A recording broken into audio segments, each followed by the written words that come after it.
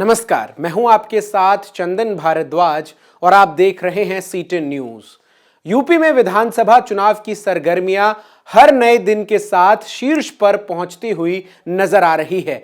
चुनाव से पहले नेताओं के दल बदल का सिलसिला लगातार जारी है।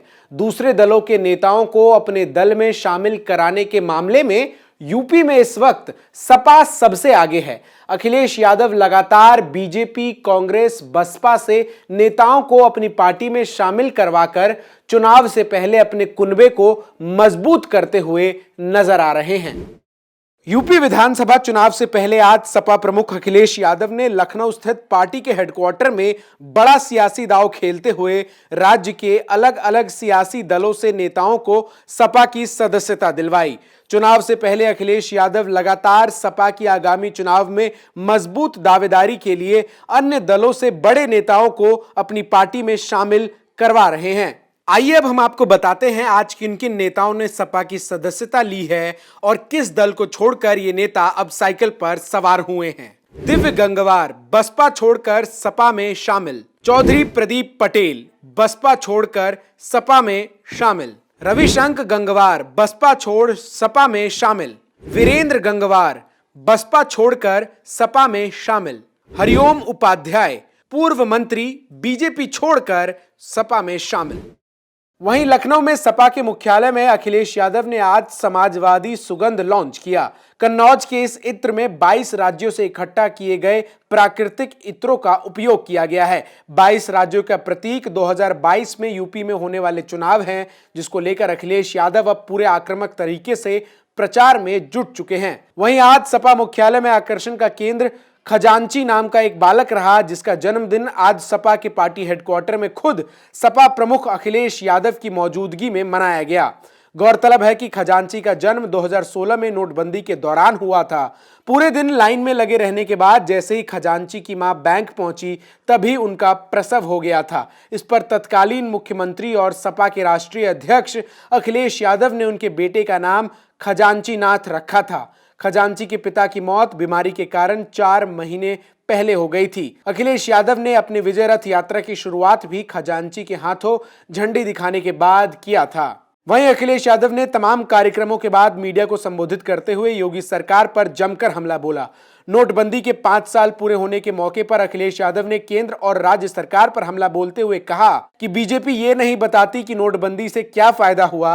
यूपी में भ्रष्टाचार चरम पर है। सबसे ज्यादा हर्ष और उल्लास के साथ तो भारतीय जनता पार्टी को कार्यक्रम करना चाहिए, लेकिन आज इतने वर्ष गुजराने के बाद भी भारतीय जनता पार्टी न केवल खजांची का जन्मदिन भी नहीं मना रही है और न ही आज भारतीय जनता पार्टी ये बता रही कि नोटबंदी के फायदे क्या हुए हैं। जो मास्टर स्ट्रोक था वो ब्रेन स्ट्रोक की तरह निकला। जो भरोसा दिलाया गया था कि काला धन वापस आएगा, काला धन कौन लेके चला गया, कितनी बड़ी संख्या में भारत से लोग विदेश चले गए, भ्रष्टाचार खत्म हो जाएगा, लेकिन बड़े पैमाने पर भ्रष्टाचार बढ़ा है और उत्तर प्रदेश का भ्रष्टाचार तो सब सीमाओं को तोड़ चुका है। वहीं किसानों की परेशानियों को लेकर भी अखिलेश यादव ने योगी सरकार पर हमला बोलते हुए कहा कि क्या बीजेपी को नहीं पता कि किसानों को खाद नहीं मिल रही, धान की लूट हो रही है। एक झूठ बोला जाता है ऊपर से, वही झूठ चलता है पूरा आखिरी तक। क्या भारतीय जनता पार्टी को नहीं पता कि किसानों को खाद नहीं मिल पा रही है? क्या भारतीय जनता पार्टी को नहीं पता कि किसानों को डीएपी नहीं मिल पा रही? पूरे उत्तर प्रदेश में धान की लूट हो रही है। बताएं भारतीय जनता पार्टी के लोग धान की कीमत दे पाएंगे कि नहीं दे पाएंगे?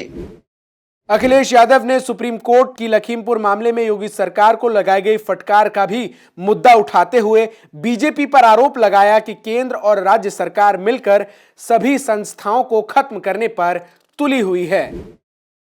ये सभी संस्थाओं को ध्वस्त करने का काम कर रही भारतीय जनता पार्टी। इनके फैसले संस्थाओं को खत्म कर रहे हैं। इसलिए 22 में बदलाव होकर के रहेगा। यूपी चुनाव से पहले अखिलेश यादव अब पूरी तरह से मैदान में उतरकर हर दिन बीजेपी और मुख्यमंत्री योगी आदित्यनाथ पर हमला कर रहे हैं। अखिलेश यादव अपनी विजय रथ यात्रा पर सवार होकर चुनाव से पहले बीजेपी के खिलाफ आक्रोश को वोट में तब्दील करने की पुरजोर कोशिश करने में जुटे हुए हैं। ऐसे में यह तो वक्त ही बताएगा कि अखिलेश को इसका कितना लाभ चुनाव में मिलता है। आप देख रहे थे C10 न्यूज। देश और दुनिया की तमाम खबरों के लिए जुड़े रहिए हमारे साथ।